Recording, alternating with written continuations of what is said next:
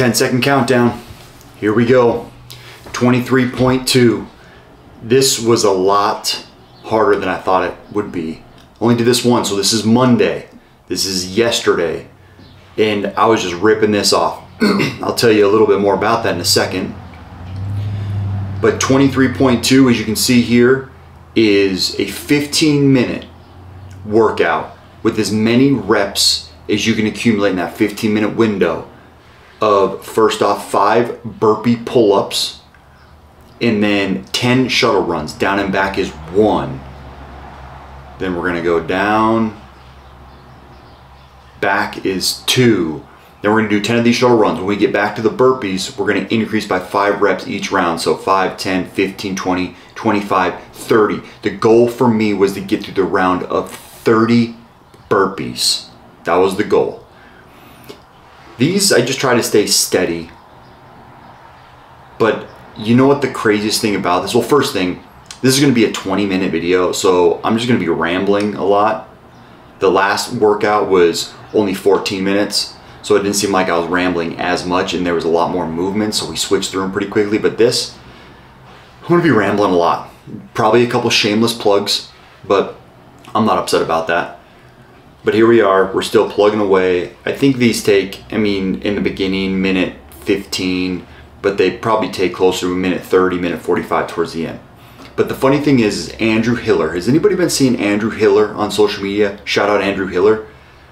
This guy just posted a video of him doing this workout, and he walked all of the shuttle runs. He walked them, every one of them. There was a pretty decent tempo with this walk. Not a speed walk. His hips weren't, wiggling like a speed walker does, but he was just walking. And he got 1 less rep than I did. If I was gonna do this over, this was only a 1 and done workout for me. Here I am on the set of 10 burpee pull-ups. Pretty good tempo, stepping up, trying to ghost ride from the top. When I do a pull-up at the top, boop, just drop down. So if I was to do this again, I might walk. But here's the methodology. Here's what you have to do. It's not walk to go smoothly on the burpees. It's walk to go as fast as you possibly can on the burpee pull-ups. And then you walk and recover for a minute or so. It's a very interesting technique. If I was to do this over again, because again, this is on Monday, I only did this once. I was having some really big back problems, which we'll talk about here in a second. Kind of the whole purpose of this video is how to prepare for an open workout when you're a little bit injured. But if I was to do this over again, I might walk the first couple rounds for sure and just rip off the burpees and just stay recovered. And then the round of 25, rip off the burpees as fast as I can. And then I would probably trot a little bit and then rip off the 30 as fast as I could. I think I could have got a better score for sure. But the funny thing is, how these open workouts work is, if I would have done that and gotten a better score, that's just kind of gaming the system. It doesn't mean I'm more fit. So the more fit people, all they would have done is increase their scores as well if they'd use this method potentially. Maybe there is kind of a breaking point where a certain level of fitness, like the elite fitness people, really did have the ability to run faster and burpee very fast. But in general, a lot of people would have, if they would have walked the same times I walked, they would have either walked a little bit faster or they would have burpeed a little bit faster. So who knows how high up on the leaderboard this technique would have been successful. But for me, I think it could have got me a couple because I was gassed. I'm gonna put it up on the screen right now. In fact, I'm gonna notate this. I'm gonna put it up on the screen right now where my heart rate got to at the end of this workout. It was brutal. In fact, I got to a heart rate level that I don't normally get to. In fact, I don't know if I've ever seen it on my Whoop strap, so hopefully Whoop was accurate. But we're gonna put that at about, I think we're about 415 in. But I got an image of my heart rate, my workout. Man, it was brutal. But anyway, still plugging along, I'm moving all right, short choppy steps. If I was in a little bit better shape, I would have maybe lengthened out those strides, but I don't think I was in that good a shape. I don't know if I could have done it. Especially like I told you, I don't usually get to this point But in a workout, I'll get to the point where I'm like struggling, but I'll be like, keep going, keep going. You'll get to the next movement. You'll get a reprieve. Keep going, keep going. On this one, when I was in the set of 30 burpees, I was not excited for the run. I didn't know if I could make it to the run. It was all emptied. The tank was cleaned out. But here we go, running. I'm a little heavy. I'm weighing about 200. 200. Look at that big booty go. 200. I don't know if you can see there, those shoes. Metcon forward, babe. The best Metcons. Metcon forwards. The last two Metcons literally hurt my heel and Achilles. I can't. The Metcon 7s and 8s literally feel like I'm walking with a brick heel. The 6s and 5s were okay. They weren't bad. I got a pair of them. They were good. But these 4s, these 4XDs, if anybody can find me a pair of those, you let me know. One thing I should mention is these videos are all on my financial planning page. So traditionally my videos are about financial education and financial planning, but I'm just mixing these videos in there because I really believe in the merger of fitness and financial planning. So more of that will be coming, but I'm not making a separate channel for these. I'm just putting them up on my traditional Thatcher Taylor financial planning page, retirement planning page, just to give people a different sense of who I am and what I like to do. You know, personalize it a little bit. Okay, I think here I'm in the set of, what time is it? I can't see from here. Okay, I think I'm in the set of 15s. Yep. Just plugging away. 15s or 20s, I can't tell. Because obviously I'm just watching this as I voice over. I'm not really counting because I'm talking.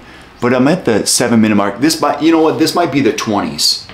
I think this is, yeah, this is the 20s. Excuse me. So this is the 20s. I can tell because I'm giving a little elbow to the knee. I'm already starting to struggle. So maybe I even went out a little bit too hot on this one. But I don't know if it would have mattered. I mean, I'll give away my score. It was in the high 150s. We'll see what it is at the very end. So I got a decent score for my fitness level. I got a pretty decent score. I maybe, if I redid this, could have shaved off or added, I'm sorry, a few more reps. I maybe using the Andrew Hillel method, but just in general, I would have maybe slowed down the beginning and I just would have been a little bit more mentally tough on the burpees at the end. I would have stretched out my back more. So here's where we're at. The reason I'm kind of struggling a little bit is because I've had some back injuries. So in my upper back, my traps, I get a lot of spasms and they kind of come out of nowhere. So last Tuesday, after 23.1, last Tuesday, we were just doing some light clean and jerks in the gym. This is CrossFit E3. And on the pull, the second pull coming past the knees, I could feel a jolt in my lower trap right around my shoulder blade. Immediately dropped the barbell. This has happened many times before. I could immediately tell that this was going to be a problem. Well, from Tuesday till about Saturday, I was having trouble like standing up straight, like picking up my kids. Even right now, I can feel pain back there. So we still got a little bit of problems, but I got functionality. So the reason I'm telling you this is not as a sob story like my score could have gotten better. I'm telling you this is, let's talk about how to prepare while you're a little bit hurt. Because I don't think it was an injury.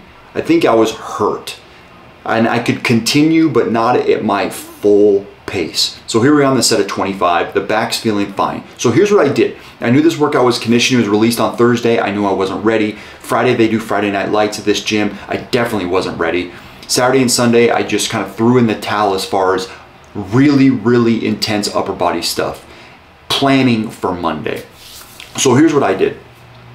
Wednesday, Thursday, Friday, Saturday, Sunday.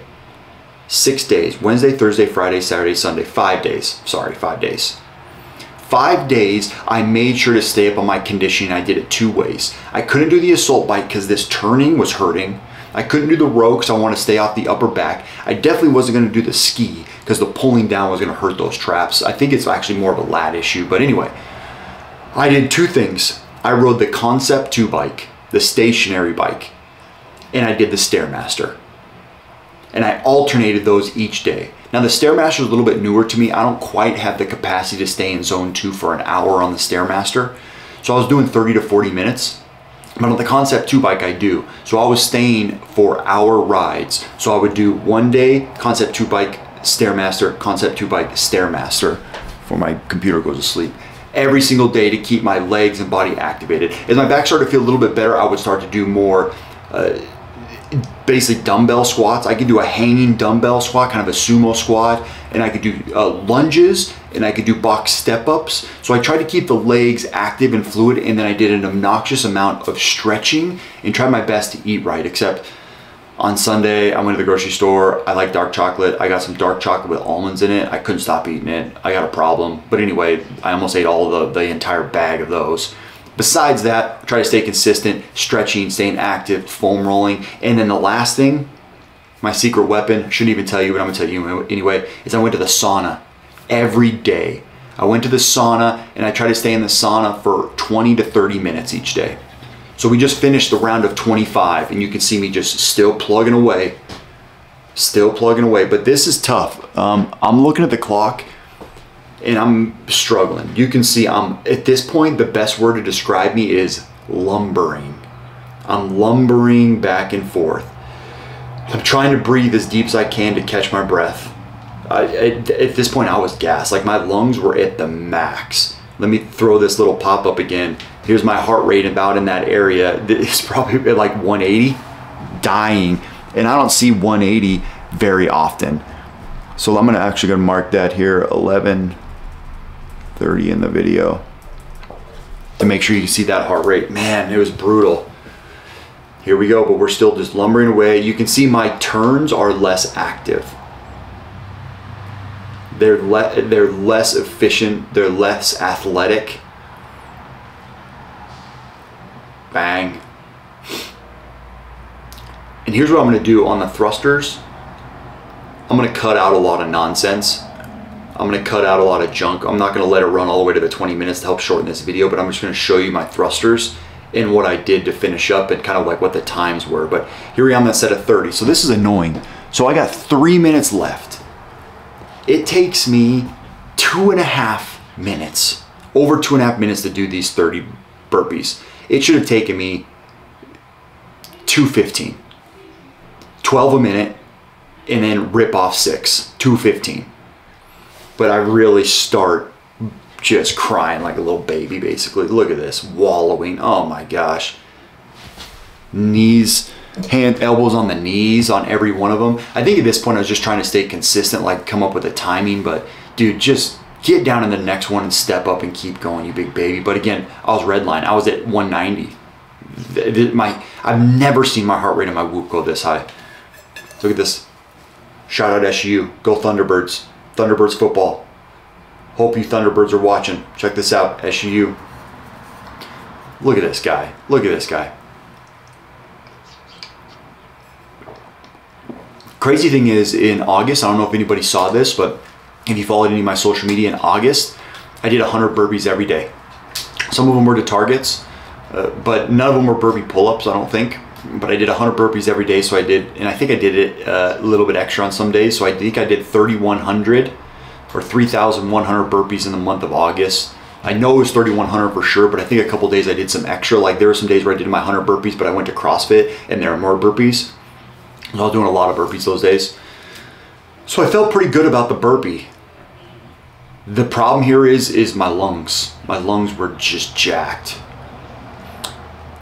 Oh man, the only way I can really simulate this are 2 ways.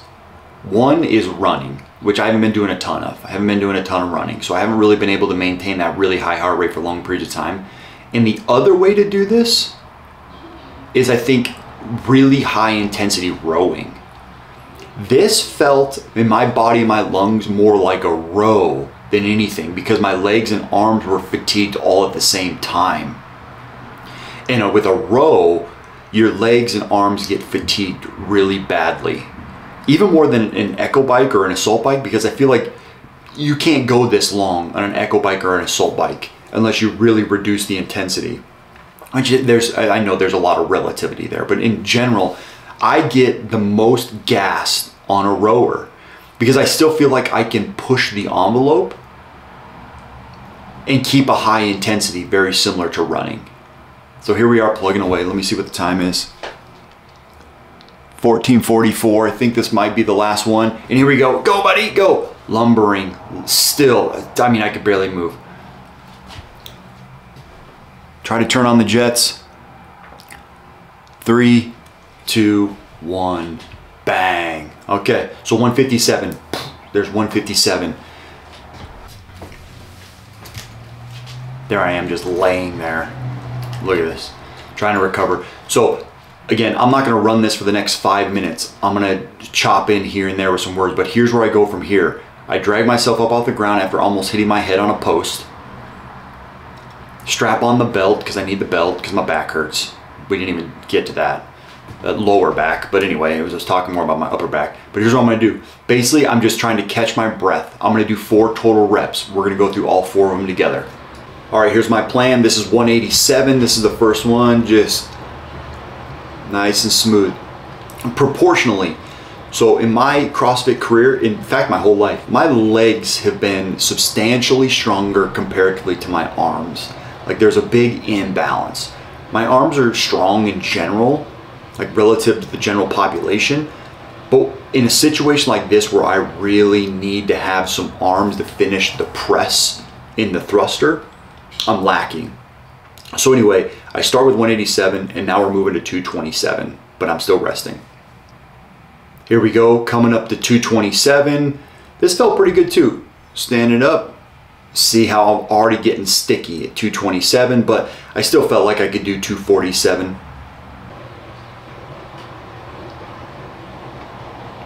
Here.